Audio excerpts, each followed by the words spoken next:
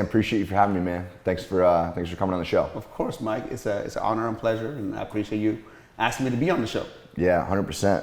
Man, I've been seeing your name pop around for a lot through similar circles, a bunch of mutual friends, so I'm excited we could jump in, and thanks for having us in your home for this, man. This is awesome. No problem, man. Thank you for coming here, making it easy for me. 100%. So for people that might not know you and your story, give them a little bit of a Spark Notes, like kind of overview before we dive in, so you have some context. Okay, so I'm an immigrant. I was born in Tehran, Iran. And I was born, and my mom and dad got divorced when I was 3. And at that time, the same time the war started in our country, that was when Saddam Hussein was bombing us, and then at age 11, my mom said, you know what, I don't want my son to go to the war and get killed for no reason, so we're gonna get out of the country. So we packed up, left, $500 in one luggage. We came to France. We stayed in France in 1 year as refugees of war, and then we came to the United States as refugees of war in 1985. Wow. And then from there, we were talking on camera before, then you came to the East Coast. Yeah. Right? Mike, when I was coming to America, I was watching American shows, and they were showing Beverly Hills and Dallas and all the rich people. And in my mind, as an 11-year-old, I'm like, oh my God, America, the greatest country in the world. Everybody is rich. Everybody drives Bentleys. Everybody got swimming pools. I'm like, I cannot wait to go to America, you know? And then, we came to Pittsburgh International Airport where, my uncle, we had one relative in America, my mom's brother, my uncle, picked us up, took us to the suburbs, a little town called Sharon, Pennsylvania. And Sharon, Pennsylvania, for context, is a very small town, old steel mills, and all the steel mills got shut down at that time. And it was the middle of crack cocaine epidemic, and it was a very, very depressed area. So I thought I was coming to Beverly Hills, but I came to Sharon, Pennsylvania. So we're in Sharon, Pennsylvania, a little bit of a depressed area. I'd imagine because the weather probably plays a role in that as well. Well, the weather sucks. Nobody's making any money. Mm-hmm. All the industry has shut down, and there's really nothing to do other than that. Imagine a small town where the main industry, which employed thousands and thousands and thousands of people, shut down. Now all the jobs went to China. Geez, all right, so you're how old at this point? I was 11 years old at that point.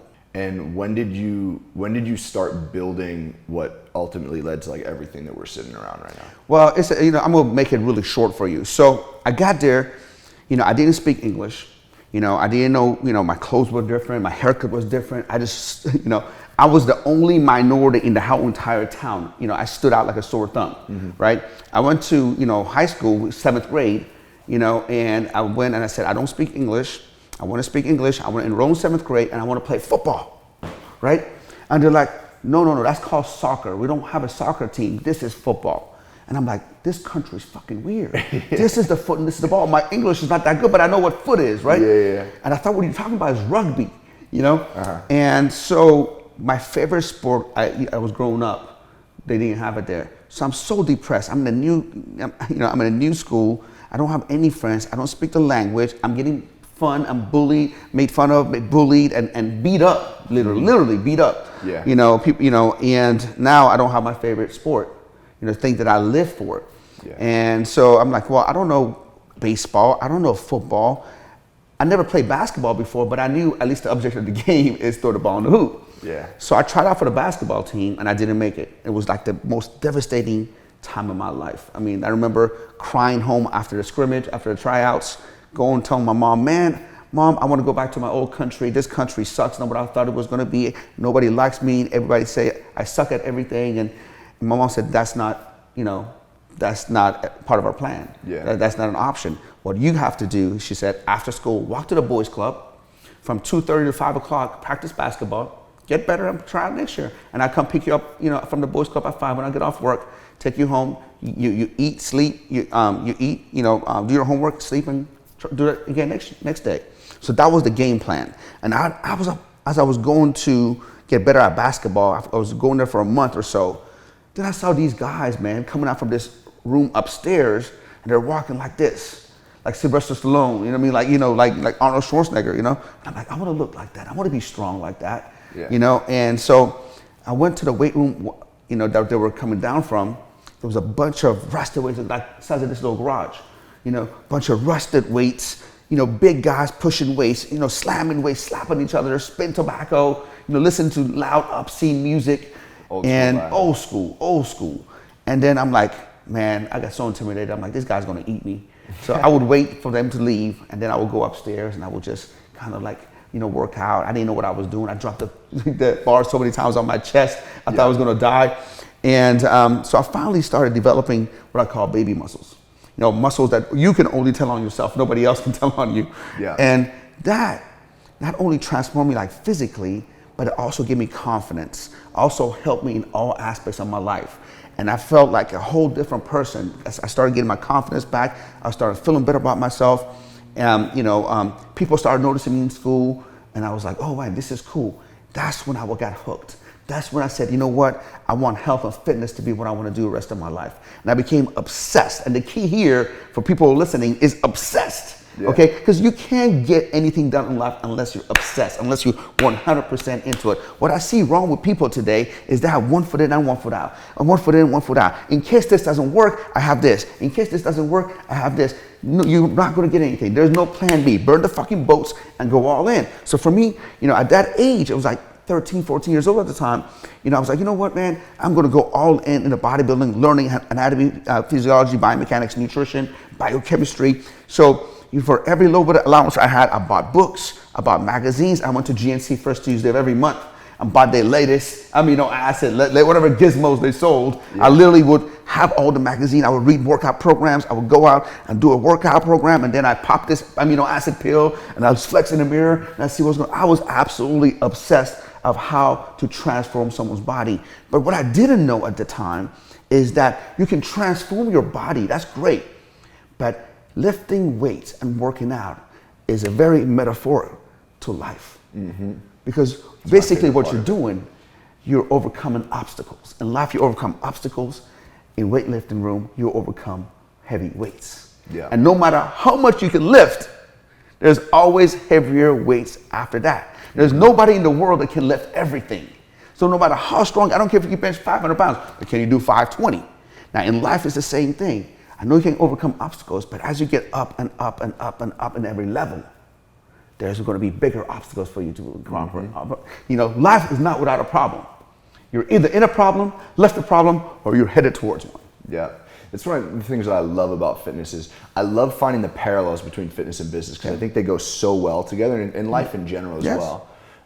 One thing I really want to highlight before we move on is all that stemmed from a failure, right?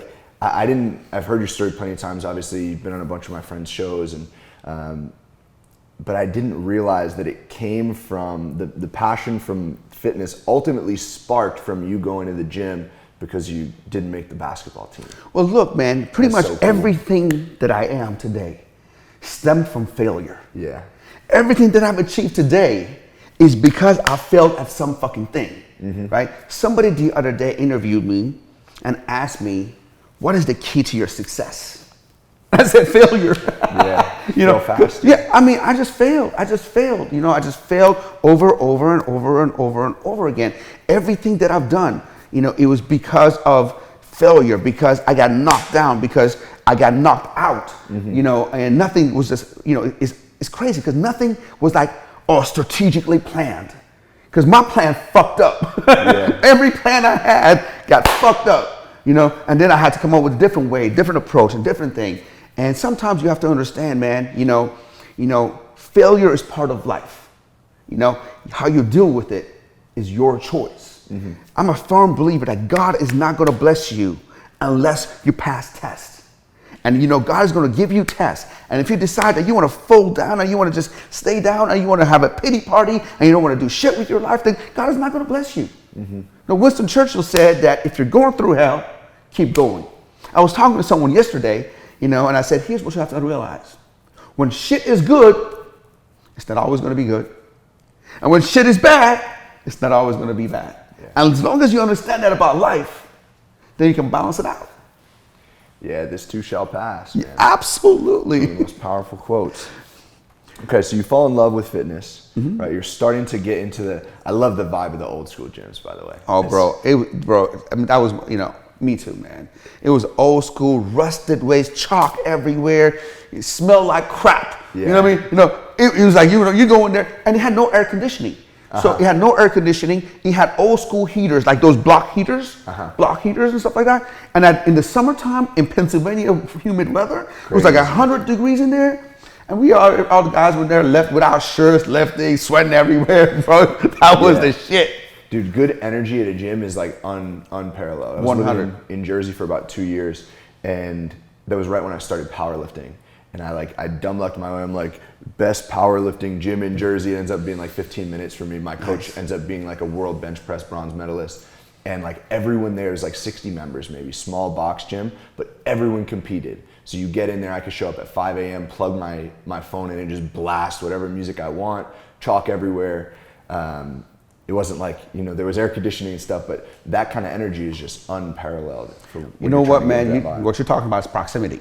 Yes, exactly. You know, proximity. You want to get good at something, then surround yourself with people that are better than you. You Google the best powerlifting gym, and right there are 60 competitors. You know, 60 people that you can look up to, 60 people that you can learn from. You didn't go to fucking Planet Fitness. You want to be a powerlifter. You didn't say, oh, let me go to Planet Fitness and I want to be the strongest guy in the fucking Planet Fitness. No, you went to the dungeon where you were probably one of the weakest ones there. You know what I mean? Honestly, man, that was one of the things I was most excited about getting into powerlifting, because obviously I'm 6'5", man, and it's based on weight class. So I'm competing against people that are a foot shorter than me and just thick, right? So I knew I was going to be, you know, the way that it works in that world, for anyone that's listening that doesn't pay attention or doesn't know powerlifting, it's like the weakest lift in the flight in a competition goes first. So my goal when I started, man, was I just don't want to be the first. I don't want to be the first lift every single time, so I had to bank on deadlift. But that's exactly it. I wanted the ego hit, right? And I wanted to kind of put myself in that position where I wasn't winning all the time. So you mentioned proximity. You get in the gym, you're a little bit nervous to get into that part of the gym when they're still there, right? When you're growing up. How has that shown up throughout your journey? Like how have you tried to get in proximity? How has that played a role for you? So I went to the gym with all these big guys. So I'm studying them. I'm seeing what they're doing. What are their things? And I told myself, you know, I'm a very competitive guy.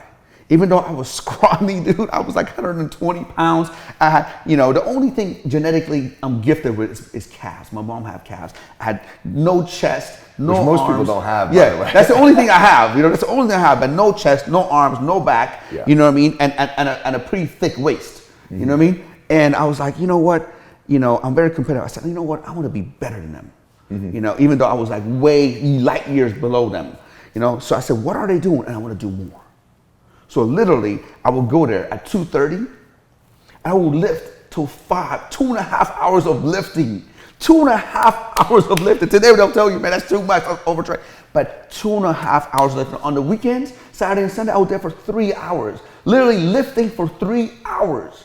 I don't know, if I do that right now, I would die. I would not be able to get out of bed. But you were 14 years old at the time, man. You can recover, and that's how I built my base. And then at that time, I met a couple of power lifters. Yeah. And they said, if you want to be a bodybuilder, Sam, you have to build a good base. You have to bench press and squat and deadlift. And you got to come work out with us. And then I put myself in that proximity. So for the first couple of years, I did powerlifting. I didn't compete at powerlifting, but I lifted with powerlifters. When these guys were squatting 600-700 pounds with ammonia, slapping you and going like this, and I had to squat. You know what I mean? Yeah. And that's how I built thickness, man. They taught me, look, man, you got to lift heavy and you got to go eat. So our routine was lifting heavy, extremely heavy, 3 times a week, and after the workout, we had all-you-can-eat buffets. Dude, that's the best part about powerlifting. Absolutely, you got to really watch your calories. Dude, for me, it's like when I would cut for a competition, I would just have to cut down to like 1 pizza per week. Wow. You know, and then maybe transition over to like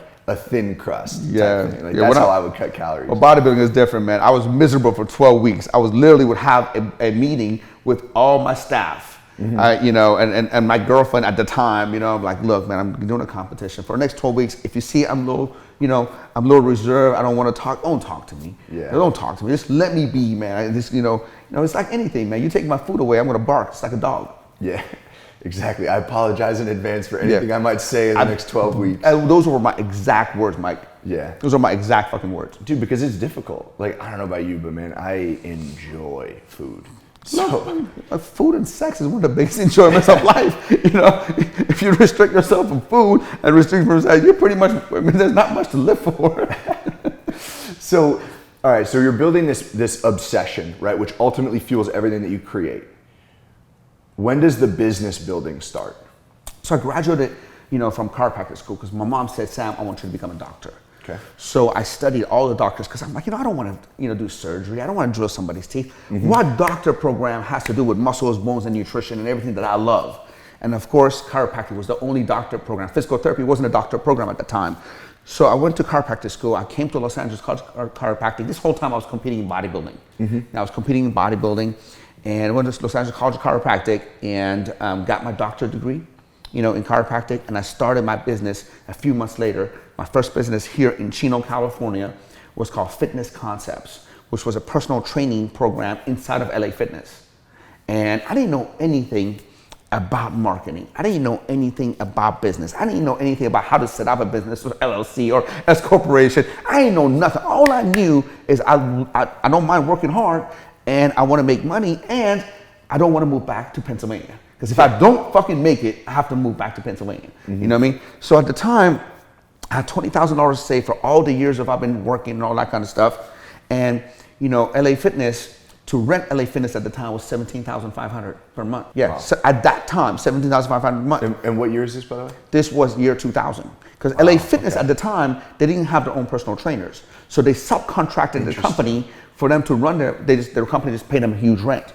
So I told my mom, I can make this work. I have $20,000 set up. LA Fitness required first and last month rent. So $35,000. I only had $20,000. I borrowed $20,000 from my mom. I said, Mom, I'll pay you back in a year, which I did. I give LA Fitness $35,000. I had $5,000 in the bank. And now in 30 days, $30,000 is due. $17,500 in rent, $12,500 for payroll. So in 30 days, I had to make it work because I didn't want to move back to Pennsylvania. So me being probably the worst salesman in the world became the best salesman in the world out of desperation. Yeah. I would go up to clients that had like 50 training sessions left. Like, Margot, what's up? Today's a great day. I know you have 50 training sessions left, but I tell you what, man, if you buy 100 more right now, I will give you a great deal and I throw this and X, Y, and Z to it. How about it? Here's the sign on the contract. Now they got 150 sessions because I was desperate. I didn't want to move back. And the reason I'm telling you that is this. Most of the people are not willing to do whatever it takes because they're not in a desperate position. Their back is not against the wall. You got to put yourself in uncomfortable positions for you to perform. You know what I mean? You got to put yourself in a position to sink or swim. If you always have a plan B, if you always have, going into, I didn't have a choice. I'm telling you right now, I'm in Southern California. It's sunny all the time. It's beautiful all the time. There's weather, there's beach, there's mountains. Pennsylvania, there ain't shit in Pennsylvania. I'm not going back. Yeah. Were you conscious of what you were doing when you put yourself in that situation? Because I think nowadays, especially with social media, we hear people like yourself who will talk about, hey, you gotta put your back against the wall to bring out that fear instinct, right? And drive those right decisions. When you're in it, sometimes maybe it was just like, I don't want to go back to Pennsylvania, but like, what was going through your head as you were making those decisions? I told myself, look, I want to work on my passion. My passion is transformation. Yeah. Helping people transform. Because I know what transformation does physically, but then in all aspects of their life. We call it NSV, non-scale victories, right? And for me, I didn't do it intentionally. I had no choice. And I believe that in life, if you don't put yourself, let me rephrase that. I believe in life, you have to learn to love being uncomfortable. Yeah. Because if you're not uncomfortable, you're not growing. If you're not uncomfortable, you're not going to be able to go to that next level. And I've learned in life that whenever I'm comfortable now, I'm uncomfortable. Does that make sense? Yeah. Like, I can't Netflix and chill. I do it now because my wife likes to do that. And when I sit down there in the beginning, I was like, fuck, man, this is fucking boring. This is bullshit. I need to work on this and that, an email. I need to read a book. Yeah. Man, how am I going to watch this dumbass movie? That's my thing was. But now I'm like, okay, that's her love language. That's what I'm going to do. That's what I'm doing. I had to learn now to embrace that. being uncomfortable doing that. Now, I want to make sure if you want to grow, then you got to do things that you've never done before. Well, yeah, because nothing great comes from a comfort zone, right? Like people like you and I understand that you wouldn't have what you have if you stayed within that zone, right? Everything that you want is outside of it. So you have to stay outside of it. But that's an interesting point, and I love to bring it full circle, right? Because there is bigger than business. There is bigger than maybe just making money. And maybe people are listening to this show just to get some tips to scale a business. But first of all, I love the non-scale victories piece. Like when clients come to work with me, it's usually business focused, right? We want to scale the business. We want to make more money so we can make that money matter, right? To use our mutual friend Cole's terminology. But like, they're so surprised when other areas of their life start seemingly working flawlessly, right? Because it's all the same stuff that drives business growth and creating that well-oiled machine. And sometimes it is Netflix and chill, right?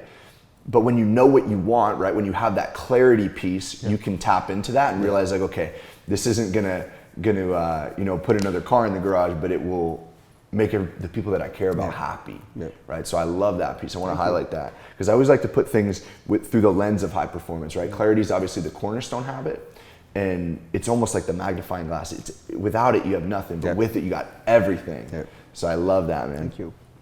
So you rent it out. You start to scale this business. I'm assuming since we're sitting here that you made that 30,000 that next month. Yes. How did that growth go? Well, growth was going really good. Like I said, I didn't know anything about business marketing or sales. I just knew how to work and I knew how to hustle, and by just virtue of those things, I was able to scale the business. And then at one point, I wanted to start marketing a little bit. I didn't know anything about marketing, but I wanted to put like an ad in a newspaper. But the problem was that if somebody comes from my marketing, they still have to pay LA Fitness their fee. So I was basically marketing, but I was basically marketing, even though I was paying them $17,500, I couldn't bring somebody outside without a membership just to train them. So at one point I'm like, you know what? And a lot of my clients started complaining that they don't want to go to a big box gym. They feel like it's a meat market. So I started to look into getting my own place. So I went like about 4 miles down the road, got a building, furnished it with all the right equipment. And I started, doing my personal training there. And the business started exploding. At that time, I started learning more about marketing, more about sales, more about systems. I started reading the E-Myth, the 4-Hour Work Week. I started reading Jay Abraham's books. I started reading, Jack Reese's books, and I started, implementing in my business, and my business started exploding. And at that time, man, I'm like, man, like I said, when things are good, they're always going to be good, right? At that man, I thought I was a fucking man, I was making 15, 20 grand a month. I'm 26, 27 years old, 15, 20 grand a month. The average income in Sharon, Pennsylvania per household is like 25,000. I was making almost that a month. Yeah. So I'm 25,000 per year. By the way. Yeah. A year. So I'm come from that mentality. So 15, 20 grand a month for me, coming from Sharon, to me, I was like Puff Daddy. I was like out in the club making it rain. I had the BMW, I had the truck. I bought my first home. I was very proud of my home. I bought it at $270, went to $630 in a matter of 3 years. I bought my home at $270,000 in Corona, California. 3 years later, it's $630,000. I thought I was the man. I'm like, I thought I was the golden touch. I touched things and things started to go. It wasn't about that because the economy was so good. And I thought I was the man. But I didn't know anything about economy. Nobody taught me about ups and downs in the economy. I never learned in school there's ups and downs in the economy and you got to be able to how to manage money, how to spend, that. So all of a sudden, at 2007, I was doing $2.4 million in gross revenue from a 3,500 square feet studio. I was the man, bro. You couldn't tell me nothing. I was wearing suits to the gym, and I was all kinds of dumb shit, right? And then all of a sudden, everybody talked about recession. Next thing you know, all my clients are canceling, credit cards are declining, all my thing, everybody's on the tight. I went from $2.4 million in revenue in 2007 to literally $600,000 in 2009 in a matter of 2 years. And in the meantime, I had all these expenses. And I remember at one time, that's gross, right? Gross, not net, no. I wasn't taking that home. I was taking about 15, 20 from that home. And now I'm taking 4 home. Yeah. You know what I mean? I have to pay, the building, insurance, and, taxes. And at one point, man, my house, started being foreclosed on, and I was devastated because at that time, my ex-wife was pregnant with our first baby, which that's my why. My whole why is I never had a dad, and I want to be the best provider. My reason for living is to provide the best living conditions for my family and my wife. Yeah. My wife and my children. And at that time, that just got taken away from me. I was so depressed. I didn't know what to do. I just was like, what I'm going to do. I remember having a meeting with my ex-wife in a restaurant here, and I said, you know what, we don't have anything. We're minus $314 in our account. Payroll's due, in 2 weeks. I don't know what I'm going to do. And she'll just looked at me and with a disappointment. She goes, all that hard work that we have done, there's nothing. I'm like, there's nothing. And I saw the disappointment in her face, and that crushed me because she was pregnant. But I can get teary-eyed with our first daughter. Yeah. So that was devastating for me. And I was like, you know what? I'm just going to kill myself. I'm just going to go work 18, 20 hours. That's what I did. I started working 18, 20 hours, and I started neglecting home. I was just working, and when I was coming home, I couldn't even, I was so defeated that when my ex-wife was talking to me, I wouldn't even comprehend her because I was so tired. I was so defeated. My mom was just trying to figure out how I'm going to not lose the house, what I'm going to do for my kids, all that kind of stuff. Couldn't be present. Yes. So from 2008 to 2013, we were dead broke. Surprisingly enough, I was 2 years behind on a house payment, and they still haven't taken the house over. 2 years behind on the house payment. I mean, we were getting foreclosure notices, and they get extended and all that kind of stuff.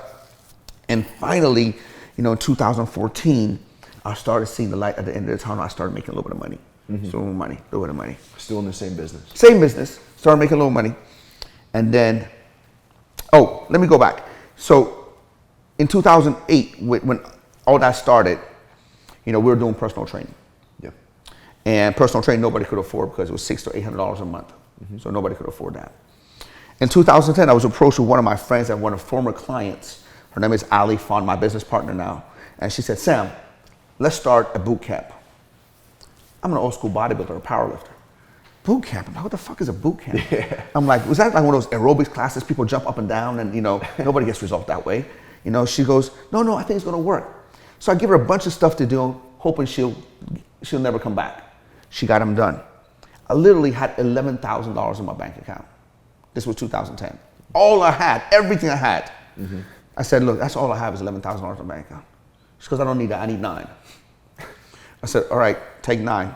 So she took $9,000 and we started our first camp. Concrete floors, fan, boom box, nothing fancy. But we got people in there, we give them a great experience. And that started building little by little bit. Until 2014, we started seeing more and more growth. Yeah. And next thing you know, when I thought I was over the hump, I was at work one day and I got served with divorce papers. And now I'm totally depressed. Now I'm living in a hotel. I'm 40 years old. I just got done being broke. Now I got a little bit of money. Not a lot, just a little bit. At least I can pay my bills. I saved the house. You know what I mean?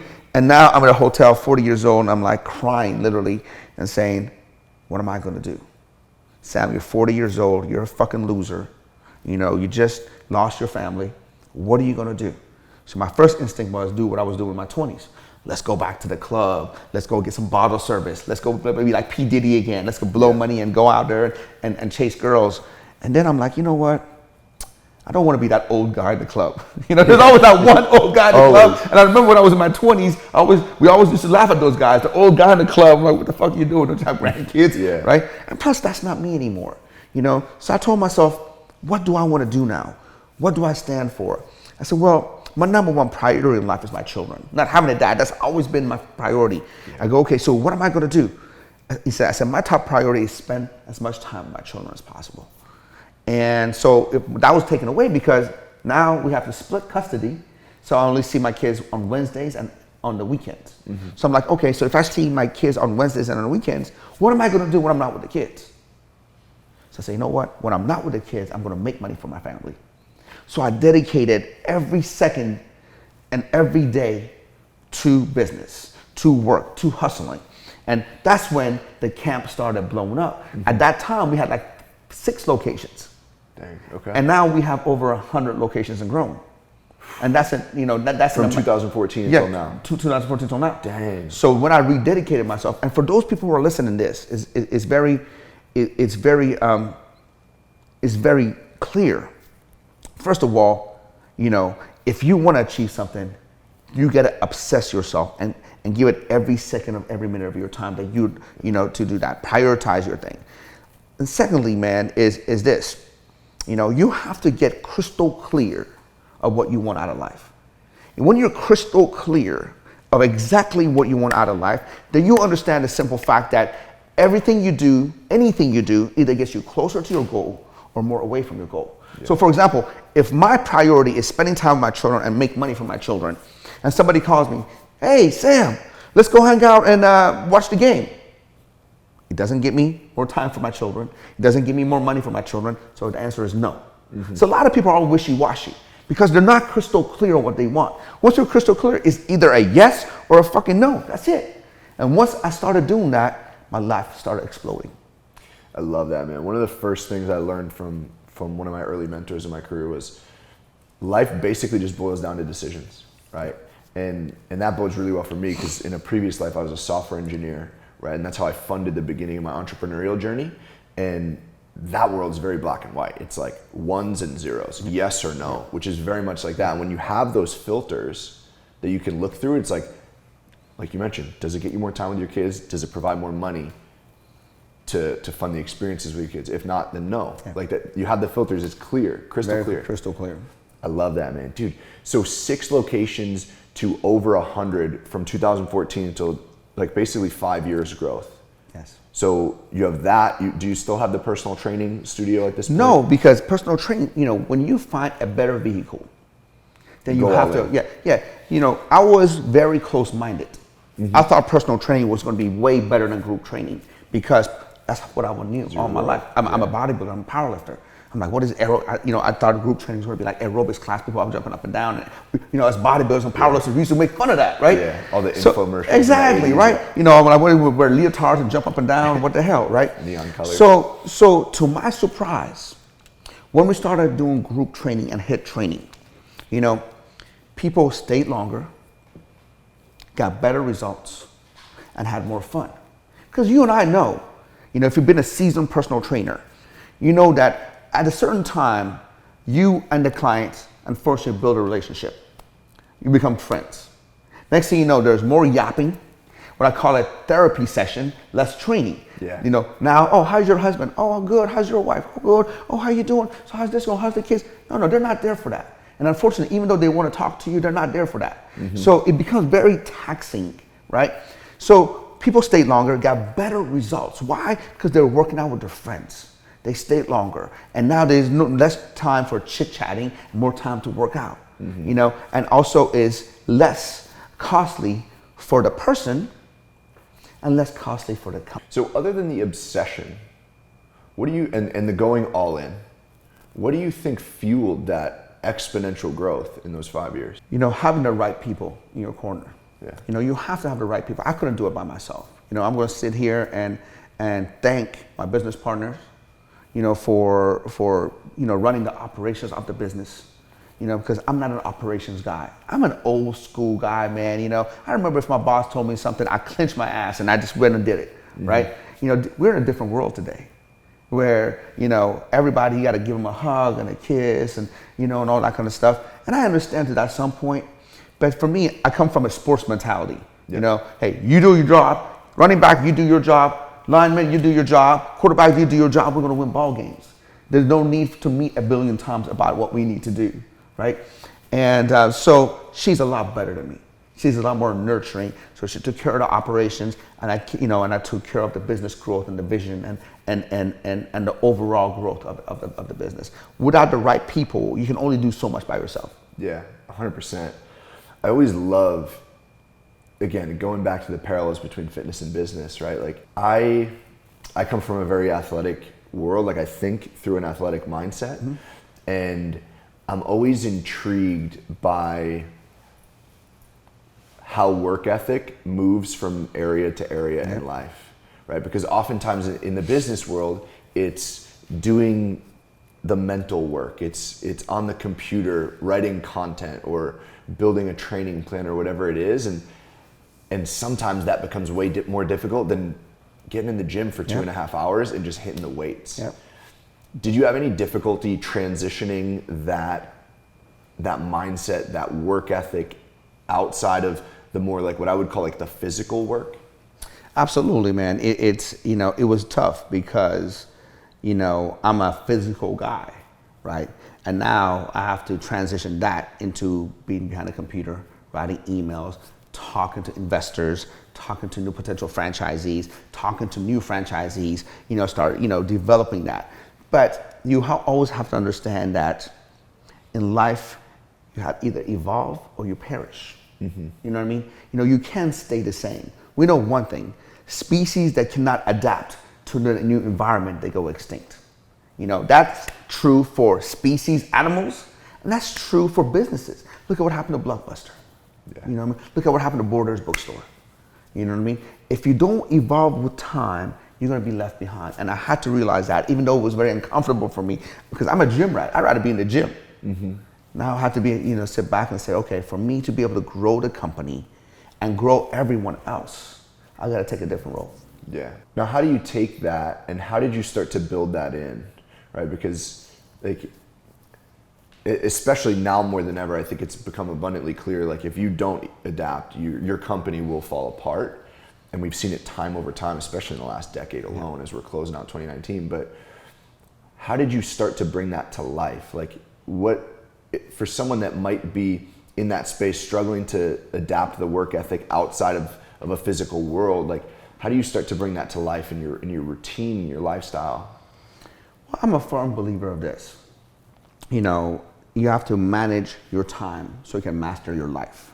And I've always been a very, very diligent time manager, because I was always going to school. I had to study for school. I had to work. Now, I didn't have a privilege of just going to school, so I was going to school, working 30 to 40 hours a week.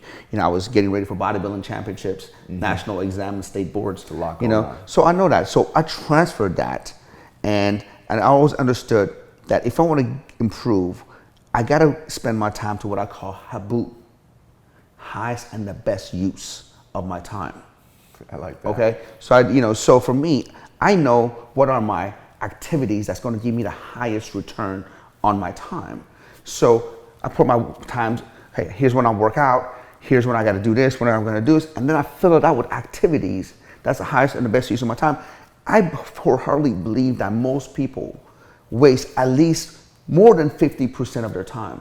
And we all agree that the time is the most precious commodity. Everybody agrees that you can never get time back. You get money back, you get everything else back.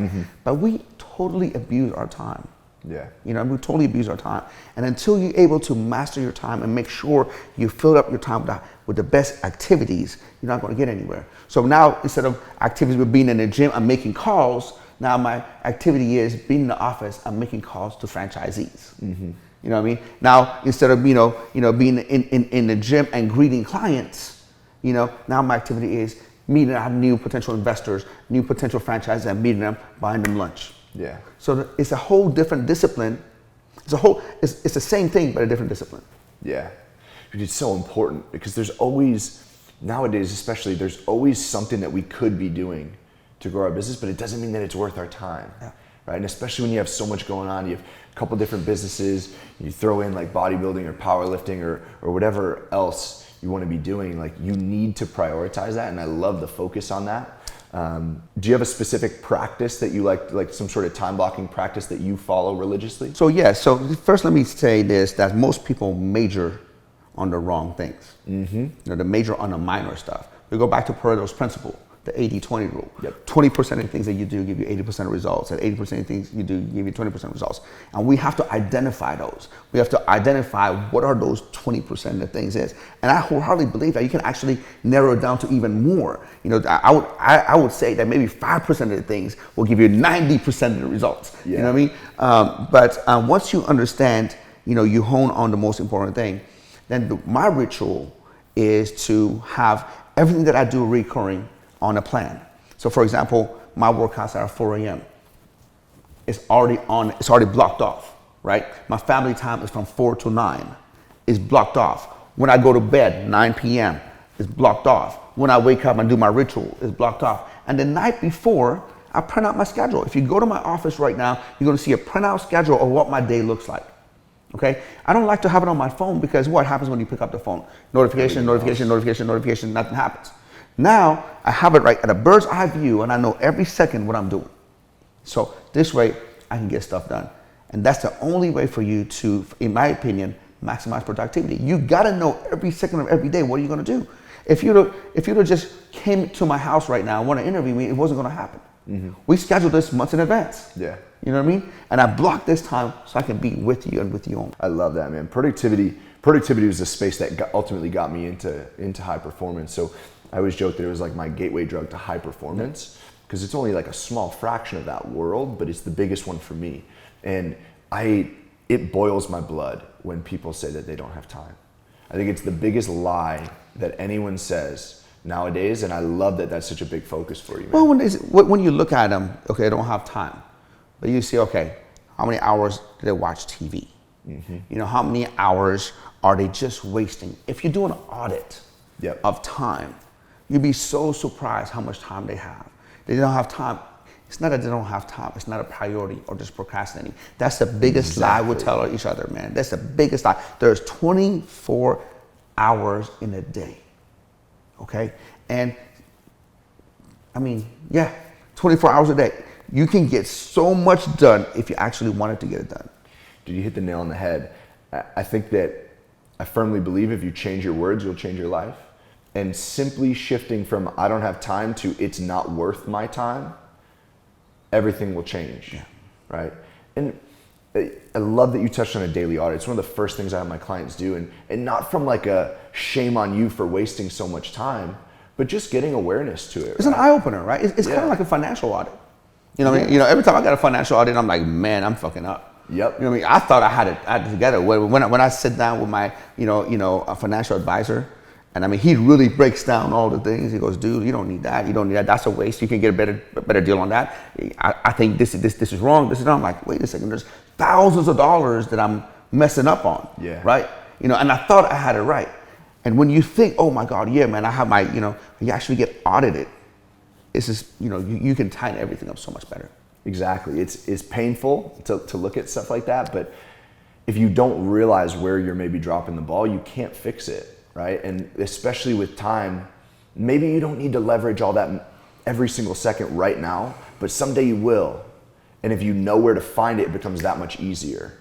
Look, if you are able to save a couple of hours a day, you compound that, a couple of hours a day, over 10 years, God, you would have an extra year. Mm-hmm. You would have an extra year for you to be able to get stuff done. So why not doing it? The problem is that we take time for granted. We think, we're going to live forever. We think we have all the time in the world. And we all know that tomorrow's not promised to anyone. Dude, I feel like we can go for hours. I appreciate this.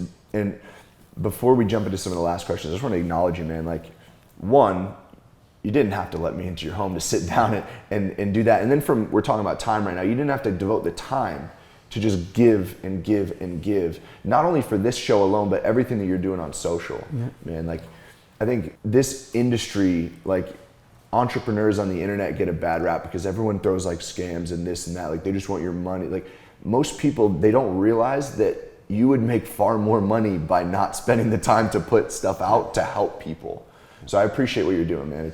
The content's awesome, and it's clear that it's, especially being here and experiencing what you're all about, like, it's coming from a good place, and I appreciate that. No, I appreciate it. Thank you so much for recognizing that. And you the same. You're doing the same thing. Here's, what I will tell you. that between 2008 and 2013, I was in no condition to give anything out. I was so devastated. I was trying to save my house. I was broke. Like I said, all the things that we talked about earlier, But then when you get to a point where your basic necessities are met, okay? What I mean by basic necessities, you have a house, and you're comfortable, you have a little bit of money in the bank, you have a reliable transportation, and then you come to a realization that, what else is there in life? If I get $100 million check tomorrow, my life is not going to change much. What am I going to do? Get a bigger house? Mm-hmm. I mean, there's rooms in the house that I haven't been to. Yeah. And what am I going to get? More cars? I got all the cars that I want. So at this time, then you sit down and be like, you know what? What can I do to make a difference? And you can only do that, I think, when you are already taken care of. You can't save somebody from drowning if you can't swim. I always like to say that you can't serve from an empty plate. Yeah. Right. And I think that it was one of the first things I really learned, because I'm not good at it, but how important it is to be selfish at times, right? And really, and I mean selfish with your time, grow the skill set, grow the knowledge base so that you can eventually share it with people. Well, so I always use this analogy, I think you know about this, and whenever you go on a plane, what do they tell you? Mask on first. Put your mask on first. I mean, we flew with our little son. He was 4 months old. Went all the way to Pittsburgh, and the flight attendant came up to us and goes, "Hey, something happened. Don't put a mask on him first. Put him on." How can you? We don't think that way. Yeah. We're instinctively, let me save my son. Let me save everybody else. Let me save everything else like that. But if you can't breathe, you can't save him. Yeah. But they actually came and told us, and it's so above and beyond our thinking, because I'm going to save him first. Exactly. Right. But it's not. You cannot save someone if you can't save yourself yet. And I believe that one of the most unselfish thing you can do is to take care of number one. Most women, especially women and men, once they get married, it's all about the family. Mm-hmm. It's all about, making sure their children have everything, make sure the family has everything. Next thing you know, they lose themselves. Right? Next thing you know, I don't have time to go to the gym because I got to work and I got to be with the family. I got to do this and I got to do that. Next thing you know, they're unhealthy. They're depressed. And when you're unhealthy and you're depressed, how can you be with your children? How can you be at your best for your children and be able to serve them? You can't. Dude, I love that. Some of the stuff that we didn't go into is, we talked about two of the business primarily. Now you're the CEO of 4 companies, I believe, correct? Yes, correct. Got it. So on that journey, the last question I have for you is, going from, coming here at an early age, escaping the war, falling in love with fitness, starting to build the personal training studio within LA Fitness, going out on your own, dealing with the recession, scaling the other businesses, and now ultimately having 4 in this beautiful home and building your family the way that you would love to, and all of these things. What do you think has been the most impactful piece of advice or learning lesson that you've had that's helped fuel that growth and those results? Wow, that's a great question. The best advice I have for anyone is get up and have a purpose. Get up and work towards something and be relentless, be obsessed, and never let failure define you. I think those are, I would say, my biggest aspects. Because for me, if I'm not obsessed about something, I'm not super passionate about something, it's hard to get out of bed. You know what I mean? Yeah. It's hard to get out of bed if you're just just going through life. I don't care if you're a billionaire, and I don't care if you have $10 in your bank account. If you're not passionate about life and passionate about progression, making yourself better and moving towards something, then guess what? I think God's going to take you out. That's one of the main reasons that people, a lot of times when people retire, they don't live in too much longer after retirement because they lost their purpose, right? So for me, there's no retirement. There's no, okay, I'm a billionaire and I'm going to stop here. It's not about the money. Now, for me, at this point, it's not about the money. Like I told you, if I get $100 million check tomorrow, what am I going to do? What am I going to do? Well, get a bigger house than this, or better cars than I have, or what am I going to do? How would I want? So at that point, if money was my objection, then it'll be hard for me to get out of bed. But I'm not, I'm motivated by money anymore. I was when I had nothing. And now my motivation, I think everybody's motivation, is for you to get up and work for something. Get up and get better, whatever that is, whether it's faith, whether it's family, whether it's fitness, whether it's finance, whether it's just having more fun in life. You know, you got to get up with a purpose of getting better. And if that's your purpose, then it's easy for you to get up out of bed every day. It's easy for you to move forward. But if your purpose is just money, one day you're going to make the money and then you're going to stop. I love it. Sam, where can people follow you? Where do you hang out most on social? Oh yeah, you know, I'm mostly on Instagram. You know, my handle is Sam Bakhtiar, SAMBAKHTIAR, and everything. You can Google Sam Bakhtiar and all my stuff will come up. I love it. Sam, thanks so much, man. Thanks, Appreciate Mike. it. Thank you for having me. Absolutely.